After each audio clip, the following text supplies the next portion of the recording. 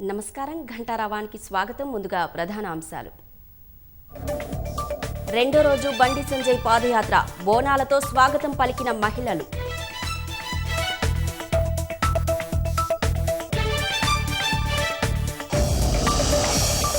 క్రీడాకారులను ఒలింపిక్స్ కు పంపడమే కేంద్రం లక్ష్యం. ప్రతి విద్యార్థి ఆటలపై పట్టు పెంచుకోవాలన్న కిషన్ రెడ్డి.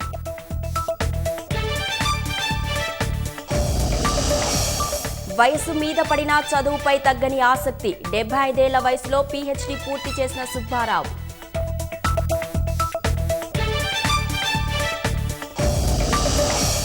బాలీవుడ్ లో మళ్లీ డ్రగ్స్ కలకలం. నటుడు అర్మాన్ కోహ్లీని అరెస్టు చేసిన ఎన్సీబీ.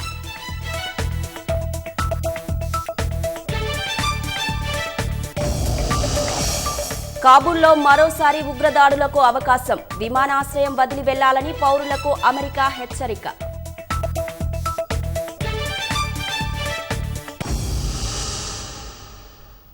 తెలుగు భాషా దినోత్సవం సందర్భంగా ఉపరాష్ట్రపతి వెంకయ్య నాయుడు శుభాకాంక్షలు తెలిపారు. వ్యవహారిక భాషోద్యమానికి శ్రీకారం చుట్టిన గిడుగు రామ్మూర్తి పంతులు స్మృతికి నివాళులు అర్పించారు. భాషను కాపాడుకుని ఉన్నతంగా తీర్చిదిద్దడమే గిడుగు రామ్మూర్తికి మనమిచ్చే నివాళి అని ఉపరాష్ట్రపతి అభిప్రాయపడ్డారు. భాష అంటే మన మూలాలను తెలియజెప్పి ముందుకు నడిపే సారథి అంటూ ట్వీట్ చేశారు.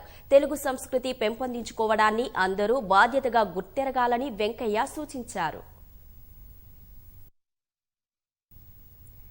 తెలుగు పరిరక్షణకు అధికార భాషా సంఘానికి సంపూర్ణ అధికారాలు ఇవ్వాలని తెలంగాణ సాహిత్య అకాడమీ మాజీ చైర్మన్ నందిని సిద్ధారెడ్డి డిమాండ్ చేశారు. తెలుగు భాషా దినోత్సవం సందర్భంగా తెలుగు భాషాభిమానులు, సాహితీవేత్తలు హైదరాబాద్ ఇందిరా పార్కులో నడక నిర్వహించారు. 2 తెలుగు రాష్ట్రాల్లో అధికార భాషా సంఘం అలంకారప్రాయంగా మారిందని విచారం వ్యక్తం చేసిన నందిని సిద్ధారెడ్డి తెలుగు రాష్ట్రాల్లో పాలన, కార్యాలయ, బోధన భాషగా తెలుగును అమలు చేయాలని కోరారు. తెలుగు భాషా పరిరక్షణకు ప్రతి ఒక్కరూ చైతన్యవంతంగా పోరాడాలని సూచించారు. తెలుగుకు రిజర్వేషన్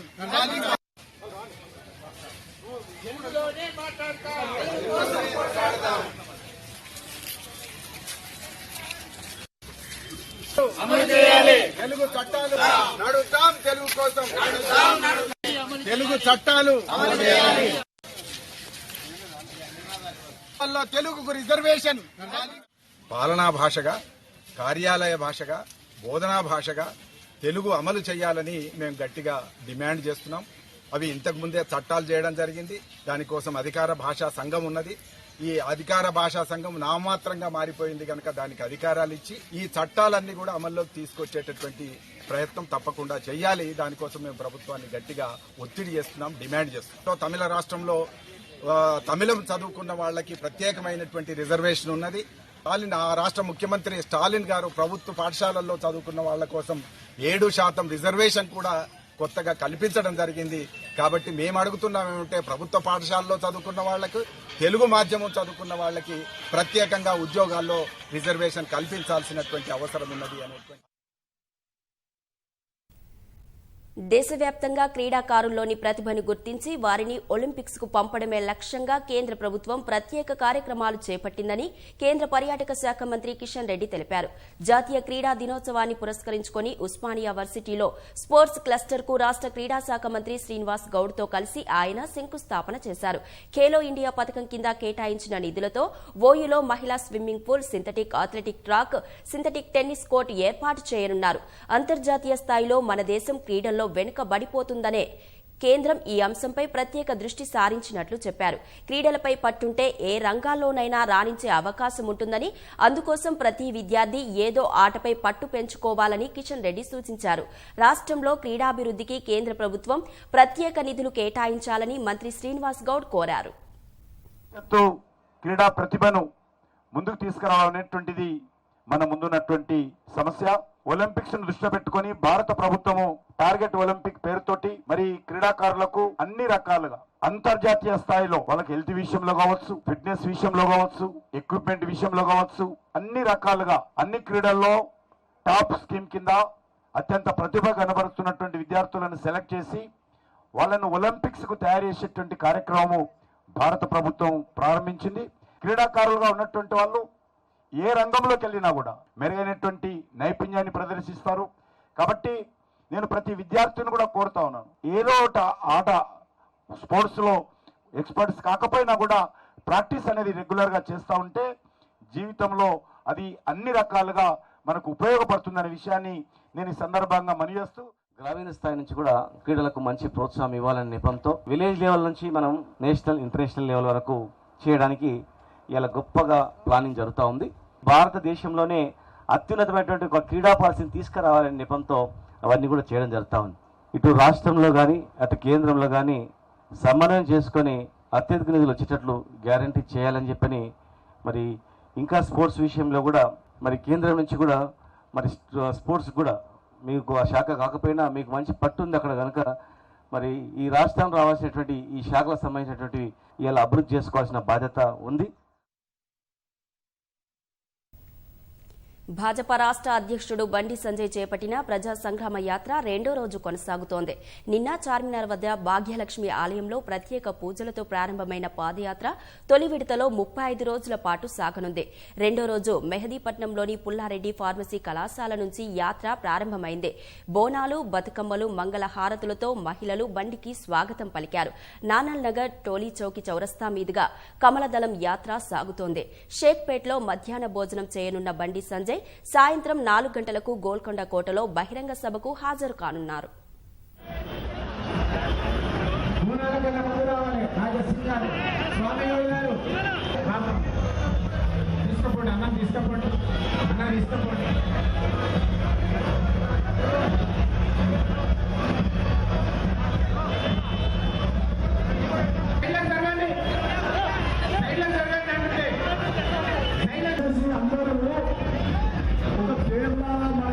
ఎట్లయితే సాగుతుందో ఆ రకంగా మనం ముందుకు వస్తాం. మీరందరూ యువమోర్చా నాయకులంతా అడ్డపడండి,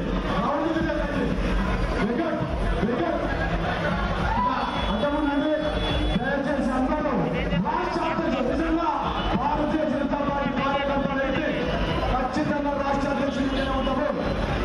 దయచేసి అందరూ. ప్రభుత్వం ప్రతిష్టాత్మకంగా చేపట్టిన దళిత బంధు పథకానికి మద్దతుగా మాజీ మంత్రి మోత్కుపల్లి హైదరాబాదులో దళిత బంధు దీక్షను చేపట్టారు. అంతకుముందు ట్యాంకు బండ్పై ఉన్న అంబేద్కర్ విగ్రహానికి పూలమాల వేసి మోత్కుపల్లి నరసింహులు నివాళులు అర్పించారు. దళితుల అభివృద్ది కోసం తీసుకువచ్చిన పథకాన్ని ప్రతిపక్షాలు వ్యతిరేకించడం సమంజసం కాదన్నారు. బేగంపేటలోని ఆయన నివాసంలో చేపట్టిన ఒకరోజు దీక్ష సాయంత్రం 5 గంటల వరకు కొనసాగనుంది.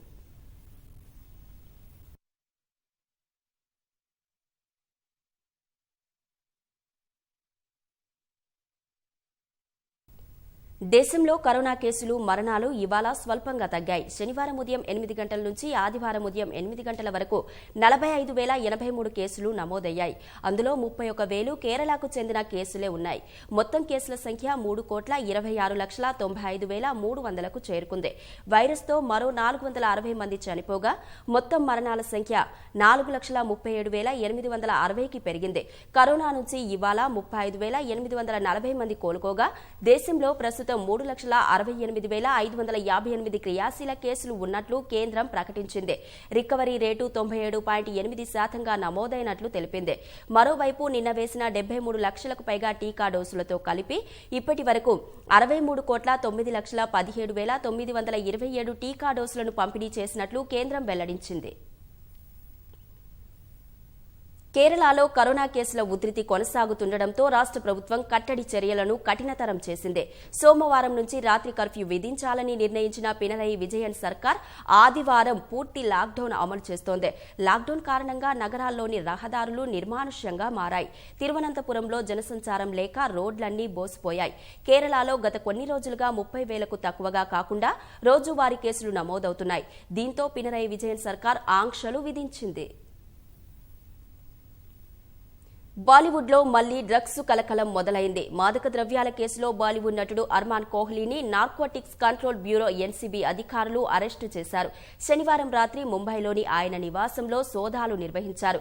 ఈ తనిఖీల్లో కొకైన్ లభించినట్లు ఎన్సీబీ అధికారులు తెలిపారు. ఈ మేరకు కేసు నమోదు చేసి ఆయన్ను అరెస్టు చేశారు.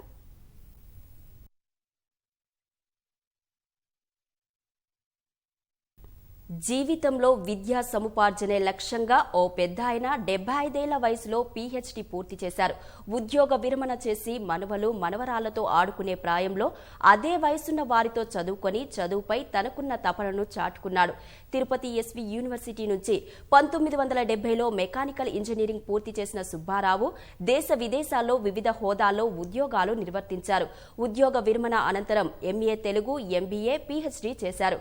నిన్న హైదరాబాద్లోని గీతం డీమ్డ్ యూనివర్సిటీ స్నాతకోత్సవంలో సుబ్బారావు పీహెచ్డీ పట్టా అందుకున్నాడు. తన కుమారుడి కంటే తక్కువ వయసున్న ప్రొఫెసర్ల మార్గదర్శనంలో మనవల్ల వయసు వారితో కలిసి చదువుకోవడం కొత్త అనుభూతిని ఇచ్చిందంటున్న సుబ్బారావుతో మా ప్రతినిధి క్రాంతి ముఖాముఖి. చాలా మంది విద్యార్థులు, యువకులు ఇంకెన్ని సంవత్సరాలు చదువుతామని నిరుత్సాహానికి గురవుతుంటారు. గంటలు చదవాల్సి వస్తుంది అంటూ బాధపడుతూ ఉంటారు. కానీ 70 సంవత్సరాల వయసులో సుబ్బారావు అనే వ్యక్తి పీహెచ్డీని పూర్తి చేశారు. విజయవంతంగా పీహెచ్డీ పట్టా అందుకున్నారు. అసలు ఈ 70 సంవత్సరాల వయసులో పీహెచ్డీ చేయాలని ఎందుకు అనిపించింది, ఆ పీహెచ్డీ చేయడానికి గల కారణాలు ఏంటన్న విషయాలు వారిని అడిగి తెలుసుకుందాం. సార్, ముందుగా ఈ వయసులో మీరు పీహెచ్డీ చేసి ఎంతోమంది యువతకి ఇన్స్పిరేషన్గా నిలబడ్డారు. మీకు కంగ్రాచులేషన్ సార్, అభినందనలు. అసలు 75 సంవత్సరాల వయసులో పీహెచ్డీ చేయాలని ఎందుకు అనిపించింది మీకు? నేను 75 సంవత్సరాల్లో పీహెచ్డీ కంప్లీట్ చేశాను. మొదలుపెట్టింది మాత్రం బహుశా 69వ సంవత్సరంలో మొదలుపెట్టాను. విద్య మీద ఉన్నటువంటి ప్యాషన్ అనాలా, ఆకాంక్ష అనాలా, తపన అనాలా, నాకు చదువు మీద చాలా ఇంట్రెస్ట్. నేను మొట్టమొదటి చదువుకునేది మెకానికల్ ఇంజనీరింగ్. మీరు ఊహించలేరు కూడా. 1965లో నేను ఇంజనీరింగ్లో చేరాను. 1970లో పాస్ అయ్యాను. ఉద్యోగాలు చేశాను. 2007లో రిటైర్ అయ్యాను. రిటైర్ అయిన తర్వాత ఏం చేయాలి, ఉద్యోగం చెయ్యాలి అనే కోరిక నాకు ఎందుకో కలగలేదు. డబ్బు కారణం కాదు. ఏం చేద్దాము అంటే చదువుకోవాలి అనిపించింది. ఏం చదువుకోవాలి అంటే మొట్టమొదట వారితో చెప్పాను, నేను తెలుగు అంటే నాకు చాలా ఇష్టం, అంచే తెలుగు చేద్దాం అనుకున్నాను. ఎంఏ తెలుగు చేశాను పొట్టి శ్రీరాములు తెలుగు యూనివర్సిటీలో. అది ఒక 2 ఏళ్లలో పూర్తి చేశాను. డిస్టింక్షన్లో పాస్ అయ్యాను. సంస్కృతం కూడా ఒక సబ్జెక్ట్. అది అయిపోయిన తర్వాత ఇంకా చదువుకోవాలి. అప్పుడు ఎంబీఏ చేయాలనిపించింది. ఎంబీఏ ఇక్కడ ఇంజనీర్ని కాబట్టి ఇంకొక సబ్జెక్ట్ ఎన్నుకోవాలి అనిపించింది. ఫైనాన్స్ సెలెక్ట్ చేసుకున్నాను. గీతంలో ఎంబీఏ ఫైనాన్స్ చేశాను. ఫస్ట్ క్లాస్లో పాస్ అయ్యాను. ఈ విధంగా గీతంతో అనుబంధం ఏర్పడింది. ఒకసారి ఎంబీఏ చేశాను కాబట్టి గీతంలో పీహెచ్డీ కూడా చేద్దాం అనిపించింది. నా అదృష్టం ప్రకారం హైదరాబాద్లో ఉన్నాను కాబట్టి హైదరాబాద్ బిజినెస్ స్కూల్ దొరికింది. ఇక్కడ గీతంలో బిజినెస్ స్కూల్లో, హైదరాబాద్ బిజినెస్ స్కూల్లో పీహెచ్డీ మొదలుపెట్టాను. పీహెచ్డీని ఏ అంశంలో చేశారు? పర్టికులర్ ఆ అంశాన్ని ఎంచుకోవడానికి గల కారణాలు ఏమైనా ఉన్నాయా? పీహెచ్డీ ఎన్నుకోవడానికి నేను లీడర్షిప్ అనే సబ్జెక్ట్ తీసుకున్నాను. ఎందువల్ల ఒక లీడరు సక్సెస్ అవుతాడు, ఒక లీడర్ అంత సక్సెస్ కాకపోతాడు అని ఒక సబ్జెక్ట్ తీసుకున్నాను. Leadership and effectiveness. దానికి ఒక సుమారుగా 1000 ఆర్టికల్స్ చదివాను. ట్రాన్స్ఫర్మేషన్ లీడర్షిప్ అనేది నాకు బాగా నచ్చింది. దాని మీద నేను రీసెర్చ్ చేశాను. ఒక 5 ఏళ్ళు చేశాను. ఒక సర్వే చేశాను. ఆ సర్వే ఫైండింగ్స్ తోటి స్టాటిస్టికల్ అనాలిసిస్ చేసి లీడర్షిప్కి నేను థీసిస్ సబ్మిట్ చేశాను. అదే 2019లో నేను థీసిస్ సబ్మిట్ చేశాను. 20లో క్లియరెన్స్ వచ్చింది. ఒక 3 ప్రొఫెసర్స్, అందులో ఒకరు టెర్రీ బ్లమ్ అని, జార్జియా టెక్ అమెరికా, అక్కడి నుంచి ఆవిడ నా థీసిస్ని అప్రూవ్ చేసింది. ఇంకో 2 ప్రొఫెసర్స్ ఇండియాలో ప్రొఫెసర్సే. ఈ 3 స్వీకరించిన తర్వాత నాకు పీహెచ్డీ పట్టా గీతం ఇవ్వడం జరిగింది. అంటే సాధారణంగా పీహెచ్డీ థీసిస్ అంటే గంటల కొద్ది రోజుల తరబడి చదువుతూ ఉండాలి, లిటరేచర్ సేకరిస్తూ ఉండాలి, దాన్ని అనాలిసిస్ చేస్తూ ఉండాలి, ఫీల్డ్ లెవెల్లో వర్క్ చేస్తూ ఉండాలి. ఈ వయసులో మీకు ఇదేమి ఇబ్బంది అనిపించలేదా? రోజుకి ఎన్ని గంటలు కష్టపడ్డారు దీనికోసం? నాకు ఈ ప్రశ్న నిజంగా మా ఆవిడని అడిగితే చెబుతుంది. నాకు పూర్తి సహకారం నా భార్య. ఈ లీడర్షిప్కి నేను రీసెర్చ్ చేయడానికని అనేక గంటలు ప్రతిరోజు శ్రమపడేవాడిని, ఎప్పుడూ కంప్యూటర్ దగ్గరే కూర్చునేవాడిని, ఆర్టికల్స్ చదువుతూ ఉండేవాడిని. నాకు ఎంతో సహకారం ఇచ్చింది నా భార్య. సాధారణంగా యువకులు అంటే రెగ్యులర్గా చదువుకుంటున్న విద్యార్థులే పిహెచ్డి చేయలేక మధ్యలో వదిలేస్తుంటారు. మీరు విజయవంతంగా పిహెచ్డి పూర్తి చేశారు. మీరు ఎదుర్కొన్న ప్రధాన ఇబ్బందులు ఏంటి, ఎలా సాగింది మీ జర్నీ? భర్తృహరి మనుషుల్ని 3 రకాలుగా విభజించాడు. ధీరుల్, అధముల్, మధ్యముల్ అని. కొంతమంది ఇబ్బందులు వస్తాయి అని ఊహించి అసలు పని మొదలు పెట్టరు. కొంతమంది ఇబ్బందులు వస్తే దాన్ని ఎదుర్కొనే సామర్థ్యం లేక వదిలిపెట్టేస్తారు. ధీరుల్ అంటే ఒక గట్టి పట్టుదల గలవారు ఎంత ఇబ్బందులు వచ్చినా మనం ఆపద్దు అని చివరిదాకా తీసుకెళ్ళిపోయి దాన్ని నెరవేరుస్తారు అని భర్తృహరి చెప్పాడు. ఎప్పుడు 2000 సంవత్సరాల క్రితం చెప్పాడు. అంచేత నేను మొదటి వాడిని కాదు. ఒకటే ఇబ్బందులు వస్తాయి, వాటిని ఎదుర్కోవాలి, సొల్యూషన్స్ పట్టుకోవాలి. దానికి ఇంకో సొల్యూషన్ అనేది ఇంకోటి లేదు. మీరు చదువుకోవాలి అంటే చదువుకోవాలి అంతే. ఇబ్బందులు వస్తే ఫేస్ చేయాలి. ఇబ్బందులు ఏమిటి అని మీరు అడిగారు కదా. అనేక ఇబ్బందులు వచ్చాయండి. స్టాటిస్టికల్ ఎనాలిసిస్ మొట్టమొదటి ఇబ్బంది. ఈ స్టాటిస్టికల్ ఎనాలిసిస్ చేయడానికి ఎలాగా, దానికి నేను స్టాటిస్టిక్స్ చదువుకున్నాను, కొంతమంది ప్రొఫెసర్స్ని కన్సల్ట్ చేశాను, ఉస్మాన్ యూనివర్సిటీకి వెళ్ళాను, కొంతమంది స్టాటిస్టిక్స్ ప్రొఫెసర్స్ దగ్గర నేర్చుకున్నాను, ఎనాలిసిస్ చేశాను. అన్నిటికంటే చివరిలో వచ్చిన ఇబ్బంది ప్లేగియారిజం చెక్. తెలుగులో చెప్పాలి అంటే కాపీ కొట్టేవా, నువ్వు తీసేసి నువ్వే రాసావా, కాపీ కొట్టావా, అది చివరి హర్డిల్. దానికి వీళ్ళు ఈ రోజులో ఏం వాడుతున్నారంటే ఒక కంప్యూటర్ వాడుతున్నారు, అది ఒక సాఫ్ట్వేర్. ఆ సాఫ్ట్వేరు ప్రపంచంలో ఉన్న అనేక థౌజండ్స్ ఆఫ్ ఆర్టికల్స్ చదివి మీ ఆర్టికల్తో పోలినటువంటి సబ్జెక్ట్లో ఏదైనా ఉంటే అది ప్లేగియారిజం ఉంటుంది. అది నేను ఫేస్ చేసిన పెద్ద డిఫికల్టీ. మీకు గైడ్గా వ్యవహరించే వాళ్ళకి బహుశా మీ కొడుకు అంత వయసు ఉంటుంది, మీ పిల్లలంత వయసు ఉంటుంది, మీతో చదువుకునే వాళ్ళ వయసు మీ మనవళ్ళంత వయసు ఉంటుంది. మరి ఈ అనుభవం ఎలా ఉంది వారితో కలిసి చేస్తున్నప్పుడు? అది చక్కటి ప్రశ్న. డాక్టర్ సుమన్ బాబు అని నాకు గైడ్. నిజానికి నా కొడుకు కంటే చిన్నవాడు ఆయన. నా కొడుకు ఆయన కంటే పెద్ద ఆయన. అంచేత ఆయన కొద్దిగా ఇబ్బంది పడ్డాడు. కొద్దిగా ఇబ్బంది అంటే ఈయన పెద్ద ఆయన అని. కానీ నేను బిగినింగ్లోనే చెప్పాను, అయ్యా మీరు నాకు గైడ్ అంటే దారి చూపించాలి. నాకు పిహెచ్డి జర్నీ అనేది కొత్త, నాకు తెలియదు. మీరు చూపించండి, ఏ విధంగా వెళ్ళాలి అని చూపించండి. ఆయన చక్కని గైడెన్స్ ఇచ్చారు. ఏ రకమైన ఇబ్బందులు వస్తాయి, ఆ ఇబ్బందులు ఎలా ఎదుర్కోవాలి అని సలహాలు ఇచ్చారు. శ్రమ పడాల్సింది మాత్రం రీసెర్చ్ స్కాలరీ, గైడ్ కాదు. ఎంచేదంటే గైడ్ దారి చూపిస్తాడు, కానీ నడవాల్సిన బాధ్యత స్కాలర్దే, పట్టుకోవాల్సిన బాధ్యత ఈయందే. అంచేత సంతోషంగా నేను గైడ్ యొక్క గైడెన్స్ తీసుకున్నాను, చక్కగా కంప్లీట్ చేశాను. సంతోషం. ఎంఏ తెలుగు అయిపోయింది, ఎంబీఏ అయిపోయింది, పిహెచ్డి అయిపోయింది, నెక్స్ట్ ఏంటి? చాలా పెద్ద క్వశ్చన్. ఆ ప్రశ్న నన్ను కూడా బాధపడుతోంది, ఇంకా ఏమిటి అని. ఇంకా నేను చదువుకుని డిగ్రీలు సంపాదించడం కంటే నలుగురికి ఏమైనా నేర్పాలి అనే ఒక కోరిక నాకు బాగా ఉంది. ఆ కోరిక భగవంతుడు నాకు సహాయం చేస్తే, నాకు చాలా ఇష్టమైన సబ్జెక్ట్ మీతో చెప్పలేదు, నేను భగవద్గీత చదువుతున్నాను. భగవద్గీతని సింపుల్గా చెప్పాలి అనే ఒక కోరిక ఉంది నాకు.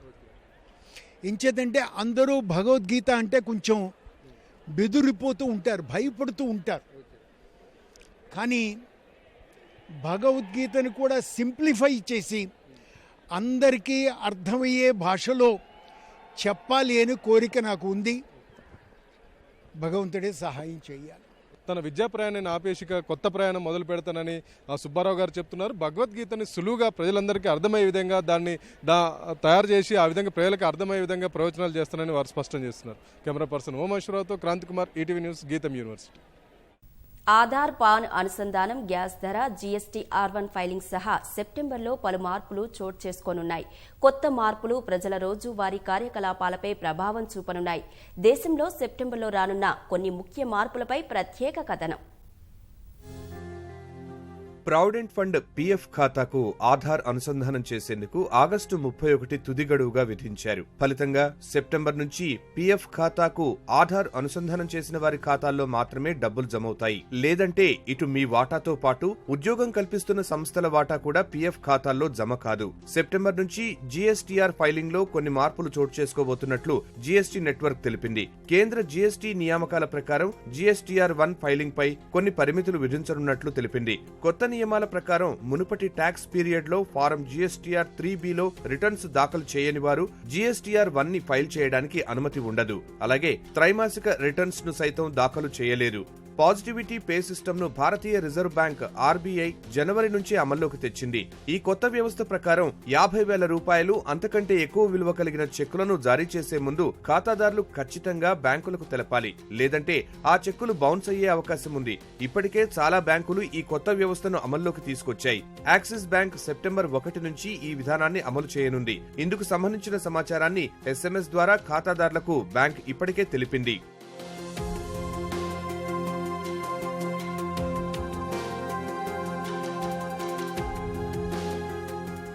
తమ ఖాతాదారులంతా ఆధార్, పాన్ అనుసంధానం చేయాలని ఇప్పటికే తెలిపిన SBI అందుకు సెప్టెంబర్ 30ని తుది గడువుగా విధించింది. లేదంటే గుర్తింపు కార్డు సహా దీని ద్వారా లభించే ప్రయోజనాలు రద్దవుతాయి. దీనివల్ల కొన్ని ప్రత్యేక లావాదేవీలకు సంబంధించిన సమాచారాన్ని కోల్పోయే అవకాశం ఉంది. అలాగే ఒక్క రోజులో 50,000 రూపాయలకు పైగా డిపాజిట్ చేయాలన్నా ఆధార్, పాన్ అనుసంధానం తప్పనిసరి చేయాలి. గత 2 నెలల్లో వంట గ్యాస్ ధరలు వరుసగా పెరిగాయి. చివరిసారి ఆగస్టు 18న ఒక్కో సిలిండర్ పై 25 రూపాయలు పెంచారు. జూలైలోనూ 25.50 పెరిగింది. ఈ నేపథ్యంలో సెప్టెంబర్లోనూ గ్యాస్ ధర పెరిగే సూచనలు ఉన్నాయని నిపుణులు భావిస్తున్నారు. జనవరి నుంచి ఇప్పటి వరకు ఒక్కో సిలిండర్ ధర 165 రూపాయల మేర పెరిగింది. విశ్వఖ్యాతి చెందేలా పునర్నిర్మితమవుతున్న యాదాద్రి శ్రీ లక్ష్మీ నరసింహస్వామి పుణ్యక్షేత్రంలో స్వామివారి లడ్డూ, పులిహోర ప్రసాదాల తయారీకి యాదాద్రి ఆలయాభివృద్ధి ప్రాధికార సంస్థ ప్రత్యేక చర్యలు తీసుకుంటోంది. అధునాతన యంత్రాలతో ప్రసాదం తయారు చేసేలా 13 కోట్ల రూపాయలతో భారీ మెషిన్లను కొనుగోలు చేసింది. అక్షయ పాత్ర పర్యవేక్షణలో బిగింపు పనులు జోరుగా కొనసాగుతున్నాయి. యంత్రాల ద్వారా తయారు చేసిన లడ్డూ ప్రసాదాలను భక్తులకు అందజేయాలని ఉద్దేశంతో యాదాద్రి ఆలయ అభివృద్ధి సంస్థ యంత్రాంగం శ్రమిస్తోంది. కొండపైన హరిహరుల ఆలయాల మధ్య నిర్మించిన ప్రత్యేక భవన సముదాయంలో ప్రసాదాల తయారీ కోసం చేపడుతున్న పనులు తుది దశకు చేరాయి. ఆలయ ఉద్ఘాటన జరిగాక క్షేత్ర సందర్శనకు వచ్చే భక్తుల సంఖ్య భారీగానే ఉంటుందని ముందస్తు ఆలోచనలతో మానవ ప్రమేయం లేకుండా వారికి ప్రసాదాలు సమకూర్చేందుకు 13 కోట్ల వ్యయంతో ముంబై, పుణే నుంచి యంత్రాల్ని తెప్పించారు. వాటిని హరే రామకృష్ణ, హరే కృష్ణ సంస్థకు చెందిన అక్షయ పాత్ర పర్యవేక్షణలో బిగిస్తున్నారు. వినియోగించే సరుకులను యంత్రాల చెంతకు చేర్చితే ప్రసాదాలను అవసరాలకు తగ్గట్లు అవే సిద్ధం చేస్తాయని పనులను పర్యవేక్షిస్తున్న అక్షయ పాత్ర ప్రతినిధులు చెబుతున్నారు. ఈ క్షేత్రంలో లడ్డు, పులిహోర, వడ ప్రసాదాలు విక్రయిస్తుంటారు. రోజుకు 50,000 నుంచి 1,00,000 వరకు లడ్డూలను తయారు చేసే సామర్థ్యం యంత్రాలకు ఉందని అధికారులు తెలిపారు. పులిహోర అవసరాలకు తగ్గట్లు యంత్రాలతో తయారు చేస్తామన్నారు. సిద్ధమైన ప్రసాదాలను కన్వేయర్ బెల్టుల ద్వారా విక్రయ కౌంటర్ల చెంతకు చేరుస్తారు. ఇందుకు కన్వేయర్ బెల్టులు, విక్రయ కౌంటర్లు ఏర్పాటయ్యాయి. యంత్రాలు పనిచేసేందుకు అవసరమైన విద్యుత్ సరఫరా పనులు పూర్తి చేశారు. ప్రసాదాలను నిల్వ చేసే ట్రేలను ఎప్పటికప్పుడు శుభ్రం చేసే ప్రత్యేక యంత్రాలను కొలువుదీర్చారు. వాటి పనితీరును మరో వారంలోగా పరిశీలించే అవకాశం ఉన్నట్లు ఆలయ అధికారులు తెలిపారు.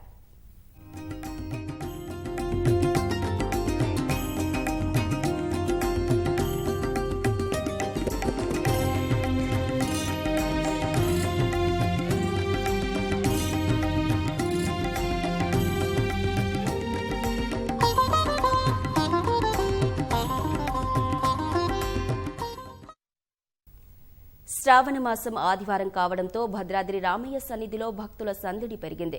ఉదయం నుంచే అధిక సంఖ్యలో ఆలయానికి తరలివచ్చిన భక్తులు స్వామివారిని దర్శించుకుంటున్నారు. ప్రధాన ఆలయంలోని లక్ష్మణ సమేత సీతారాములకు పంచామృతాలతో సర్వాంగ అభిషేకం నిర్వహించి అనంతరం బంగారు పుష్పాలతో అర్చన చేశారు.